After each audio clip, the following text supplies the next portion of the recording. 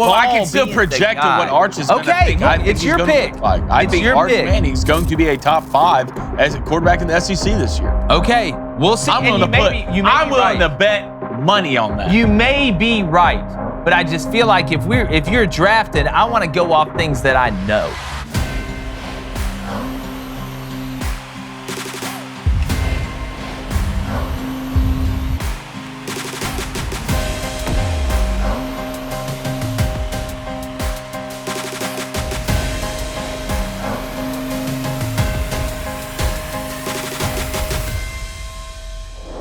What is up, everybody? Thank you again, as usual, for joining us and making Crain & Company a daily watch or listen or both. We'd really love that. But remember, without you, there is no us. Got another fantastic show for you today as we are barreling toward college football season. I know it still feels like it's a long way away. Some people think there is no off season. But today, along with former Michigan quarterback David Cohn, my brother, former Western State Colorado wide receiver Blaine Crain, we're going to be drafting and giving you our list of the top 10 SEC quarterbacks heading into 2025. And in one of the most intriguing narratives, I think, for all of college football is the amount of new quarterbacks, whether that be via the transfer portal or young guys that have bided their time and waited to have a chance to play, that we have throughout the sport, but especially in the Southeastern Conference. I counted, guys, 9 teams, all right, whether it's transfer portal, whether it's a guy who wasn't the starter at the beginning of last year. Oklahoma, you have Georgia, Texas, Bama, Auburn, Ole Miss, Tennessee, Missouri, and Kentucky. 9 teams with new starting quarterbacks. There's been a lot of hype around some of the young guys. We're going to get into that. But just to me, it makes it a lot more interesting. I think that's why we feel like there's going to be a decent amount of parity this year in college football, David, because of the amount of new quarterbacks that we have, which I love not knowing the end of the book when I start to read it. Now, I've only read 4 books. I typically just watch the movie when it comes out. But to me, it makes it a lot more intriguing. Yeah, Blaine and I were talking about this earlier, the different tiers of quarterbacks. And it's not just the SEC, it's really around the country. But today we're going to focus on the Southeastern Conference. But you just listed off a bunch of schools who are going to be starting new quarterbacks at that school. But what's interesting enough, some of those guys are 25 years old and have started in college football before at Texas A&M. Someone like Zach Calzada coming over, going to be the quarterback at Kentucky now. So not all of them are brand new starters. And then you have guys where you have a very small sample size, someone like Gunnar Stockton, who came in big moments for the University of Georgia. How much do we really know? But we at least got to see him play a little bit under fire. I think Austin Simmons is another type of guy. Ole Miss, not a large sample size, but we got to see some critical snaps from him. So how do you balance someone you've seen play an entire season of college football, but wasn't so great? That's kind of like where the Jackson Arnold conversation starts to begin there. Or someone you haven't seen play a lot of football, but in big moments they did some good things. Or someone you haven't seen play football at all, someone like Ty Simpson, but he's going to be the starting quarterback at Alabama, so you're probably pretty good. So how do we weigh all those things is what I'm really interested in today's conversation. Yeah, and Blaine, again, the way we're framing this, just for the audience, because I put it out on social media, just give me your top 5 SEC quarterbacks right now. And some people are like, well, what do you mean? Do you mean the quarterback that we think has the best roster around him, therefore it would move him up? I think the best way to go about this is, and this is why we're drafting them, who we would pick first if we had a team in the NFL or we had a new team and we wanted to pick a quarterback. So going in that vein, I think is the best way to do it. Well, yeah, it's like when you're grading highlight tape, we're just watching one guy today. Yeah. You know, we're not grading the entire offense. We're watching one guy. I think a lot of that is coming to how much do you believe in the ceiling as well? I mean, size, speed, arm strength. What was he bad at this year? What is it you think he's going to have to get better at this year? And, you know, when it comes down to quarterback lists in the SEC, how are you going to weigh Arch Manning? Yeah. That's what everybody – because, look, there's some talented – there's a couple elite guys, a couple guys with more questions. But how do you weigh Arch Manning, not only Arch Manning, but Ty Simpson as well? Because, look, at the end of the day, you start quarterback at Alabama, you're probably going to be a pretty damn good player. Yeah. So the way that we're going to do this, we're not going to snake draft it. We're just going to do it straight up. So Justine, our producer, is going to pick a number in between 1 and 10.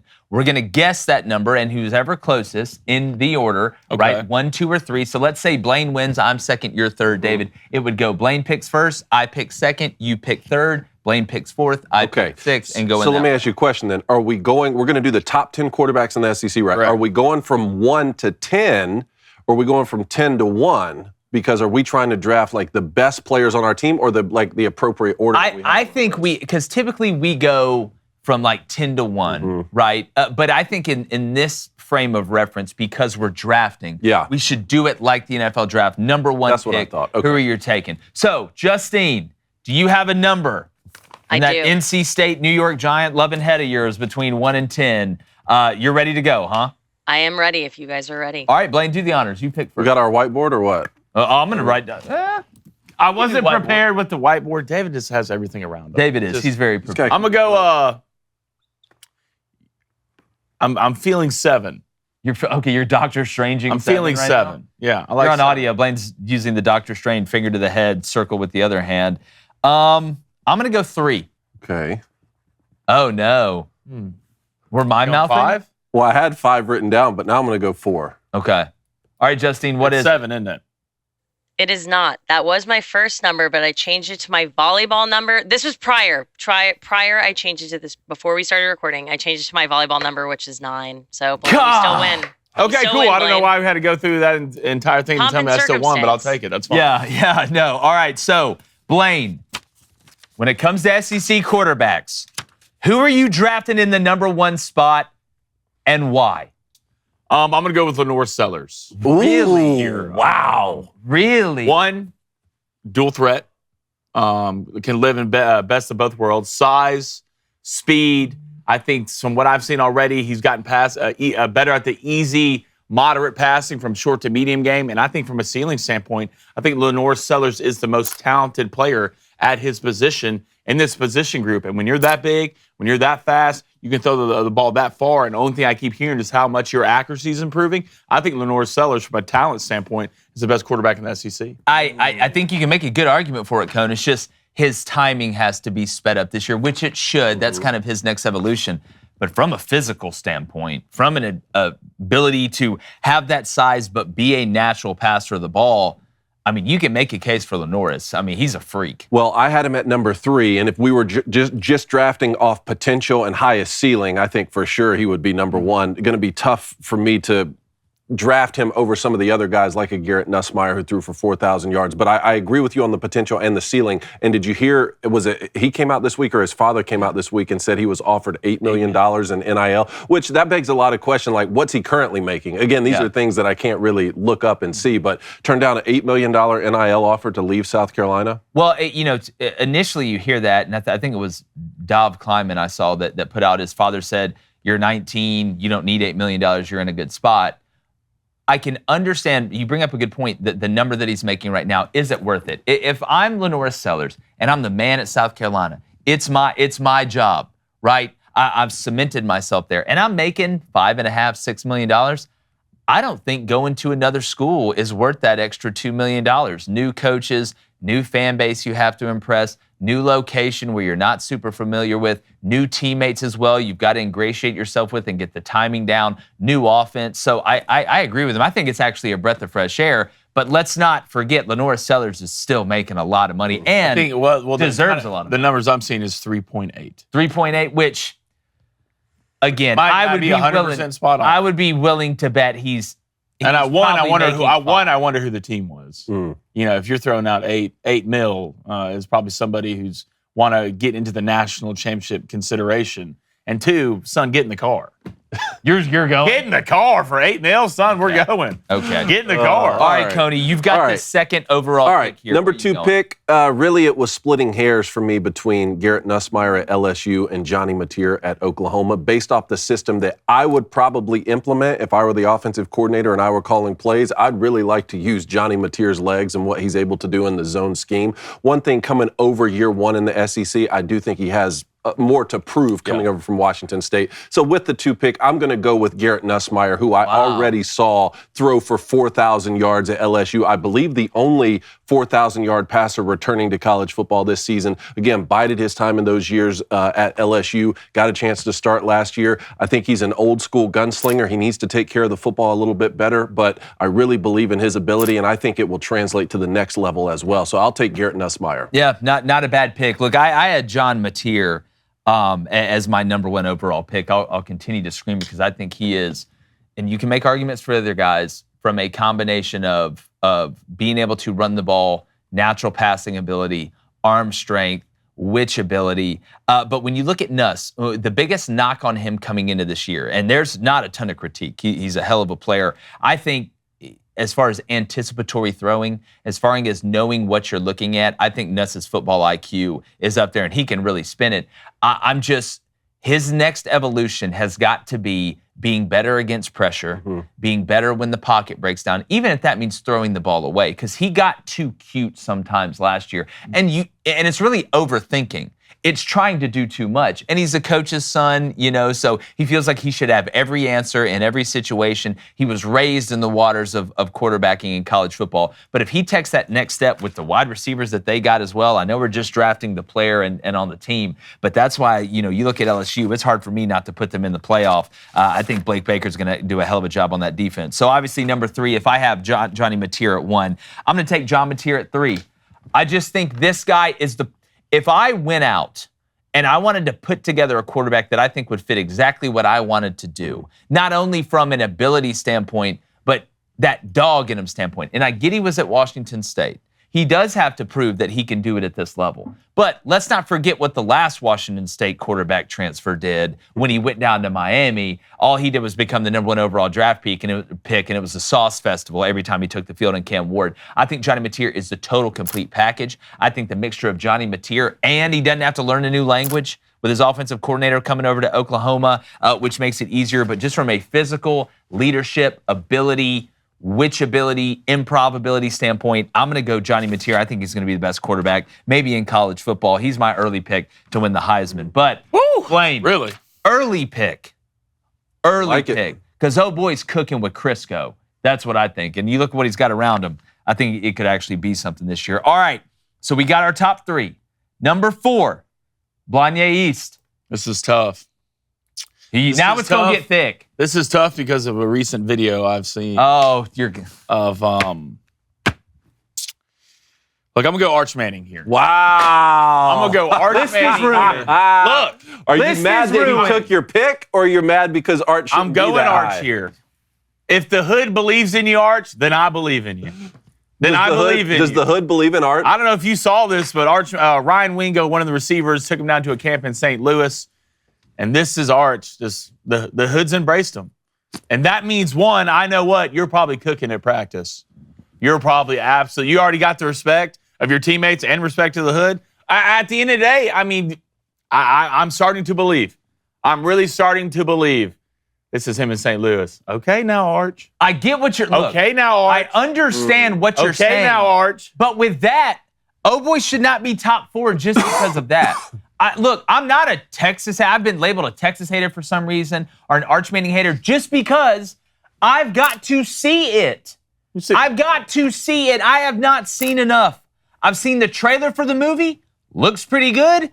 Don't know what the full movie is going to be. These other guys, some other guys on this list, I've seen the movie. Hell, I've seen 75% of Marcel Reed's movie. Pretty good movie, especially from a young director. The ending wasn't that great. But that doesn't take away from the 75% that I really liked. My biggest thing is I just don't think we have enough information. And I know the high school he went to, if you watch tape, a lot of just little white dudes running around, okay? He goes to Texas. Obviously, the players respect him, so you're probably right. He's probably balling in practice. But I've seen a lot of guys ball in practice and then go in the game and turn into Drew Barrymore from 50 First Dates. Well, it's not like we haven't seen anything, right? Well, I know, when you're the guy. All right, so here they wouldn't let him throw the ball in big games. Here's his stats from last year. 61 and 90 passing for 68% completion percentage, 939 passing yards through the air, 9 touchdowns, 2 interceptions. He rushed for another 100 yards and rushed for 4 touchdowns. So here's Marcel Reed from last year. He was 147, 240, 61% completion percentage. He threw for 1,800 yards, 15 touchdowns, 6 picks. He had another 500 yards on the ground and 7 rushing TDs. That was A&M. I just think putting Arch above DJ Lagway is malpractice. I had Lagway at 4. It's malpractice. Well, I mean, Lagway had what, 59% complete percentage? But we've seen DJ I can still project on what Arch is going to think. Look, I think it's he's your going to pick. look like. I think Arch Manning's going to be a top 5 as a quarterback in the SEC this year. Okay, we'll see. I'm willing to bet money on that. You may be right, but I just feel like if you're drafted, I want to go off things that I know. I want to go off things that I know. All right, so we got what? Hey, is he going to go into Columbus and win week 1? Yes. Nice. All right. So my pick is at 5 then, huh? Your pick is at 5. Okay, well then I will go with DJ Lagway Okay. at Florida. And again, a year younger too. I mean, what DJ Lagway was doing coming in for Graham Mertz a year ago was as a true freshman. And he was the top rated quarterback when he was getting recruited out of Florida. I really believe in the kid's skill set, especially the way he throws the deep ball. I think he's the real deal. My biggest question for him is how's he going to bounce back from the injuries? And from my understanding, it's injuries plural, It right? is injuries. Upper body and lower body. How are you going to respond to that? But I think he has all the tools to be a great quarterback in this conference. How if we went Lagway Sellers? I know, Blaine, you took Sellers at 1, and I like the argument you made. Lagway and Sellers. You had to pick one. Who you going? I would take Sellers because of his ability to get out of trouble if he's not on time with his passing. Okay, you obviously. I mean, you know where I'm going, yeah. Man, I think that would be the toughest. But if you said if you were drafting for who would have a better NFL career and be able to really be a pocket passer and throw on time, I love the way that DJ Lagway delivers the football through the air. And I think one thing that makes them both extra special, the physical size is one thing, talking about DJ and Lenoris, but they are natural passers of the ball. Like they can throw the changeup. They can throw. It's not like Joe Milton where you got the fastball and that's it. Like it's the Terminator. You hit it, you name it. I mean, they've got some sauce that they can put on it. All right, so that takes away. So we are now on pick 6? This is the 6th. I'm gonna go Diego Pavia. Got to. Yeah. I'm gonna go Diego Pavia. Now look, physically, is he the most outstanding? Is he the fastest? No. Is he the biggest? No. But you talk about grit and just that old school ability to make plays and confidence. He believes he's the best quarterback in the country. He not only believes he's the best quarterback in the country, Cone, he went on busting with the boys, with our friends Taylor Lewan and Will Compton over there, and he had this to say about what Vanderbilt's about to do in the state of Tennessee. Let's play this. Vanderbilt's going to run Tennessee after this year. Like, this is going to be the new staple of like college football is going to happen here at Vanderbilt. Do any of you and the boys ever like talk about that? Like, we got to be the state school. Well, we're in Nashville, this is what- Tennessee. Like, this is we're what- in the Music City. Like, we need to be the brand of Tennessee. Everyone wants to come to Tennessee because of Nashville. So they want to come to Nashville, so Vanderbilt.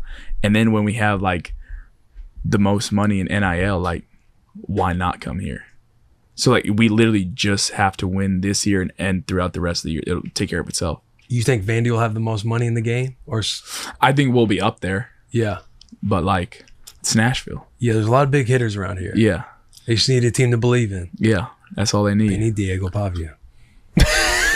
I mean, this isn't some cocky kid coming in who hasn't proved this. He has the wins on the field to back it up, and he had them even before last year when he was at Vanderbilt. But look, Alabama came to your place and you beat him. He has some big-time wins. What I take a bigger issue with is what he had to say about the Big Ten. Maybe he was just doing that tongue-in-cheek because Lewan and Compton played in the Big Ten. But at the same time, I think maybe he tuned out of the college football playoff when he said that the Big Ten is just, a secondary conference and not on the level of the SEC. Here's something that'll blow your mind. Over 85% of the grass-fed beef in your grocery store, it's imported. I know, it upset me too. And it's from overseas, where they've got completely different safety standards than we do here in America. That's exactly why we switched to Good Ranchers. Because look, I'm grilling almost every weekend this summer. I mean, so are the boys. I mean, every other weekend we're ready to Facts. the house. And we want to know exactly where the meat we're grilling is coming from. At GoodRanchers.com, every single cut, whether it's beef, chicken, or pork, is 100% born, raised, and harvested right here in the USA. From local family farms. No antibiotics ever, no added hormones, no seed oils, just pure, clean American meat. And here's the best part. They deliver it straight to your door. No more wondering if you're getting quality meat at the grocery store. No more long lines. It is a fantastic product, whatever you order, whatever box you want to order. And right now, if you subscribe to any Good Ranchers box, you get your choice of free meat for life. Yes, you heard that correctly. Talking about free Wagyu burgers, hot dogs, bacon, or chicken wings in every single box as long as you're subscribed. Plus, when you use our code BOOSTER, that's BOOSTER at GoodRanchers.com, you'll save an extra $40 off your order. And right now is the perfect time to start making your summer barbecue more high quality, more convenient. So head over to GoodRanchers.com, use our code BOOSTER for that $40 off and free meat for life. Good Ranchers, American meat delivered. I think what makes Diego Pavia great, one of the biggest ingredients in the recipe, is that it's arrogance. But I think a lot of it's been earned. To me, the wins that they had at Vanderbilt last year wipe away that Georgia State loss, or at least break it even, right? And what Clark Lee's done over there on that whole roster is really, really impressive. But I think this is who he is. This is why it works. This is why a guy who's not the best athlete, not the biggest, not the most physically gifted, is able to operate at the level that he does, because he thinks, he is that. Now, he's a really good player. And he's one of those guys that, like, he reminds me of the baseball pitcher that throws like 88 to 91 in the major leagues, but the ball just moves like crazy. He can throw this was surprising to me, to be honest. I didn't think Diego Pavia was the type of guy who would get on a podcast and talk shit about another team. Why? Because I think Diego, one, I think he's a phenomenal leader. Two, I thought he's just that type of guy. He's just going to beat you through the game. Just going to beat you through the process. Have you ever seen Diego Pavia talk before? Like, this is just who, this is what kind of question is that? No, I'm not. Have you watched a game and just watched Diego Pavia after going to score a touchdown just get into a dude's face and just talk crap? I thought this was on par with his vibe when he said this. Okay, I just never seen Diego Pavia out talking crap, but look, talking ish on the field, getting on platforms, and I'm fine with it. Trust me, I'm not against this. This was just surprising to me to see Diego Pavia. Can you name another time Diego Pavia's gone on something and talked crap about another team? I mean, I remember him in some post-game press conferences after those big wins and stuff, like letting it fly, letting people know. And look, you're at Vanderbilt. Why not? Why not? I'm not saying it's a bad thing. It's one thing to say that Vanderbilt's going to run Tennessee moving forward. It's tough after you lost to Georgia State.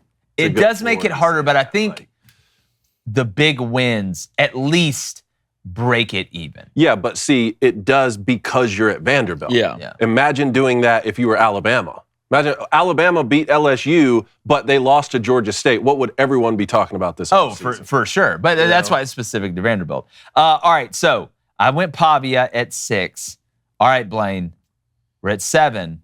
Who do you got? I'm going to go Marcel Reed. I love that pick. Go back and watch Texas A&M season last year. It's the most Texas A&M thing in the world. Obviously, I was a kid at Houston now. I can't remember his name, the quarterback for A&M last year. Marcel Reed came in for Connor Wegman. Yep. After Wegman's performance, Marcel Reed came in and looked great. They're walking in 1 point top 10 ranked in the country. But later in that season, they just fell apart, and Marcel did not play good. He did not look like the same kid he was before. But I think you see the talent. I think you see the skill set. He has to get better in the passing game. And I know we're not evaluating other rosters, but their run game this year is going to be an absolute monster. So I think Marcel, if he can get his timing down, go through his progressions better, I think he's one of the – you couldn't touch him in a phone booth. He's one of those type of quarterbacks, kind of Nick Marshall-ish a little bit, but I do think Marcel has the skills, but he has to become a better quarterback in general than not just a skill player. Well, there were so many highs early for Marcel Reed, and with new quarterbacks, I mean, David, you know this better than anybody, haven't played the position. When you're a new guy and a young guy, you're going to go through some downs, right? I think it's almost, you never want to lose, you never want to play bad, but I feel more confident about Marcel Reed, not because of the highs, but he's been through the lows. Like, there's so much great tape for Marcel Reed to have gone over in the offseason, and him and Colin Klein sitting down saying, all right, well, we got to do this better. You got to grow here. We've got to make this decision, and here's why. I actually think that's a feather in the cap of Marcel Reed because he's prepared. At least you've seen it all now. You've been through the highs. You've been through the lows. Now you're just getting on the ship and ready to go hit the seas. That's why I'm excited about Marcel Reed. Okay, so I have the number 8 pick. You have number 8. All right, so a lot of the things you guys are saying about Marcel Reed, I think also apply to Taylon Green at Arkansas, who is that's who I'm going to take. Me and your list, I want to see your list. After we've done this. I think you're really, really close. Let's do it, because I'm going to take Taylon Green, who I actually had at 7, so I'll go ahead and take him with my pick here at 8. Here are his stats from 2024 with Arkansas. 60% completion percentage. That was on a 381 passing attempts, 3,100 passing yards, 15 touchdowns. He threw 9 interceptions. You got to get those down. But he also rushed for over 600 yards and added another 8 rush TDs on the ground. And I think when you saw him play at Arkansas a year ago, you saw the explosive ability that he had with his legs, but also to extend plays with his legs to be able to throw the football downfield. And some of those bigger moments, like a lot of these guys, you got to not panic. You got to take care of the football. But also, I don't know if we're supposed to factor this in or not, but I'm going to. You still have Bobby Petrino calling plays for you. And when Bobby Petrino is your offensive coordinator, he gets the most out of these guys. And so I think Taylor Green is going to be in a really good spot entering 2025 to be able to do all of the best stuff he did a year ago, but improve and sort of eliminate some of those mistakes. Well, when we saw that Taylor Green was going from Boise State to Arkansas, remember the first thing we said was dynamic athlete, big athlete. Don't know if he has multiple pitches that he can throw at quarterback. It just the accuracy was very erratic. You knew he had a big arm, like he could throw the ball far. He could throw it hard. But last year at Arkansas, I saw flashes of that he can be a good passer. Now it wasn't unbelievably consistent. So if you see a step, David and Blaine, this year from Taylor Green, and he becomes just a more complete passer of the ball, now that we know he has the tools to do that, there's no telling how good this. To me, he has, as far as movement, this guy, if he has a great year, could really shoot up draft boards with his physical ability. It's just, can you be a complete passer of the ball? That's the final question with him. I mean, he's every bit of 6'6", 230. He's huge. Just He's a long strider. Well, the thing with Taylor is make the easy things easy. Yes. Make the easy things easy. You don't have to go attack every single defense.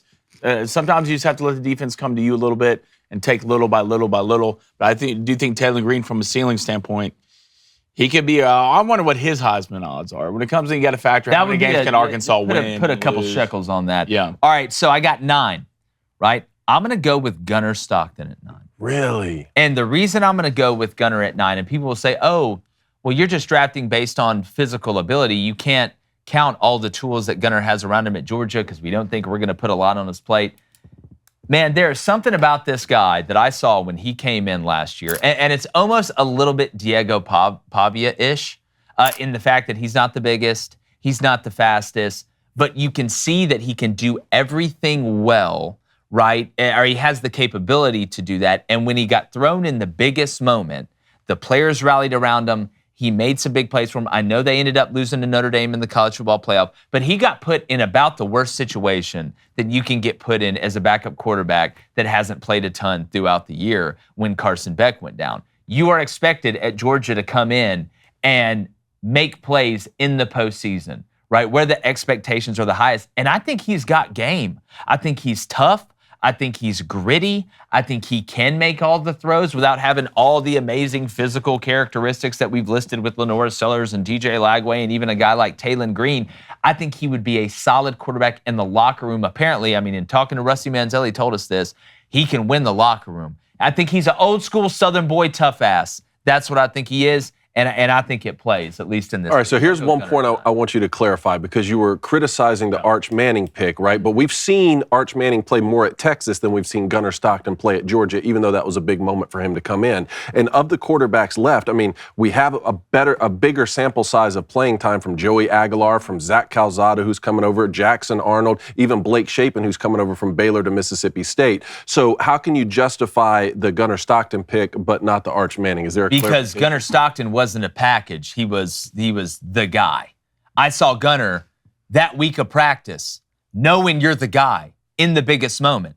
We saw Arch Manning, and again, I know he came in and played against La Monroe and did well, and Mississippi State. I'm not discounting that, but you were never the guy. You were coming into games mainly and being the guy when the game was already over, when there was no doubt left. Gunnar Stockton had the weight of the world on his shoulders. Georgia's football program, their fans' hopes, all of this. You found a way against Texas. I know he threw that pick late that we talked about, but he did some really, really good things there. I feel like Gunnar Stockton is more prepared because he had to be the guy, and there was no answer. And it wasn't, all right, Gunnar, come in. We'll basically treat you as a wildcat quarterback or snap it between your legs to the running back in the biggest moments. That's why I see them a little bit different, but I can understand why you would bring that up, but I do think there is a caveat there. All right, so the last pick. At 10, Blaine left, we have Zach Calzada, Bo Perbula, Joey Aguilar, Austin Simmons, Blake Shapen, Jackson Arnold, and Ty Simpson. Who, to round out this list, is number 10? Oh, this is tough. I'm probably going to go Austin Simmons Really? here at 10. That's who I had at 10. Okay. First you have my curiosity. Now you have my. I thought I had someone else at 10, the conversation we had earlier. And Who'd you have? I had Jackson Arnold At 10? at 10. And I really thought about it in the back of my head. I was like, he has 2 top 10 receivers, and he's probably having a pretty good year. But you can't weigh that in. When it comes to Austin Simmons, it's just one, who do you play for? Lane Kiffin. When it comes for anything from a passing standpoint, a quarterback standpoint, Lane Kiffin will get your guy prepared more than anybody. We just saw where Jackson Dart went. I think he has the arm talent. 2, I think he can read defenses pretty damn well going through progressions. He sees both sides of the field extremely well. I know we haven't seen a ton from him, but I believe in him in this Lane Kiffin offense that he can just fit right in, a plug-and-play type of guy, and I know what they're going to do on the offensive side of the ball. That's never a question. See, here is where the potential argument, drafting at 10 with the last pick, I'd be willing to go after, hey, this guy hasn't shown a lot yet, but I think he has a chance to be incredible. But I just wouldn't do it at 4. Like is that where you picked Arch at? That was my argument. At 10, hell yeah. That's fine, because I think Austin Simmons, funniest part is, if it don't work out in football, I think he could go pitch for the Atlanta Braves next year anyway. Hell, they need him. He's incredible off the mound on the left side. But potentially, I think Austin Simmons is one of the most dangerous players in all of college football. Because if you get the mix right with this dude's ability, I think he has as much arm talent as any quarterback that will take the field this year. There'll be some lows, as we mentioned. There always is with new guys. But I do not hate that pick at all. I had Ty Simpson at 10. Yeah, and you want to talk about big time moments entering that game when Jackson Dart goes out for Ole Miss against University of Georgia, and Austin Simmons comes in and goes 5 for 6 and really led a touchdown drive that sparked them, so that when Jackson Dart came back in, Ole Miss and Lane Kiffin were able to get that one big signature win that he's been needing to get against Georgia. So I agree on the potential argument there, even though the sample size is smaller. My question for you guys is, we do this every year, and the end of the year list looks a lot different, right? Yeah. I mean, 2 years ago, Graham Mertz was the very last pick in the SEC, had a really good year for Florida. A year ago, Connor Wegman's in my top 5. He ends up getting beaten out by Marcel Reed at Texas A&M. So which quarterback do you think that we don't have listed in the top 10 is going to end up in that top 10 tier, and which one up there is going to get moved out? Well, the easiest one to say, and I know Bama fans in the comments are going to be going nuts, it's got to be Ty Simpson, right? If we're talking about, guys that we think could go on and have a huge year with what he does have around him. But I want to give you a name that not a lot of people are talking about. And unless you forgot, I know a lot of people didn't pay attention to Mississippi State last year, because it kind of fell off the cliff. Until Blake Shapen got hurt, like, Blake was kind of cooking a little bit. Mm-hmm. Like, he's got some ability. He transferred over from Baylor. I don't know if Mississippi State can protect him at all, which I hate it for him. But as far as maybe a guy that everybody's discounting, I think Blake Shapen could do some things. But look, Jackson Arnold. You said you had Jackson Arnold at 10. Mm-hmm. I get the potential argument with him, but I feel like all we saw from Jackson Arnold, and I know they beat Bama late in the year, but just wasn't great. Like, I don't remember, it doesn't give me a lot of warm fuzzies going, and it wasn't just on him. There were other mitigating, circumstances. But I just could not put him in the top 10 because I haven't seen enough good to put you in the top 10. Yeah, I'd go Ty Simpson before I went Jackson Arnold. Okay, you go Ty before. I think Joey Aguilar would something to say. Well, if he can limit the mistakes. Obviously, when you talk about quarterback position, if you can, that's the first thing you obviously want to do. I mean, he was Mr. Do-It-All at App State. Yeah.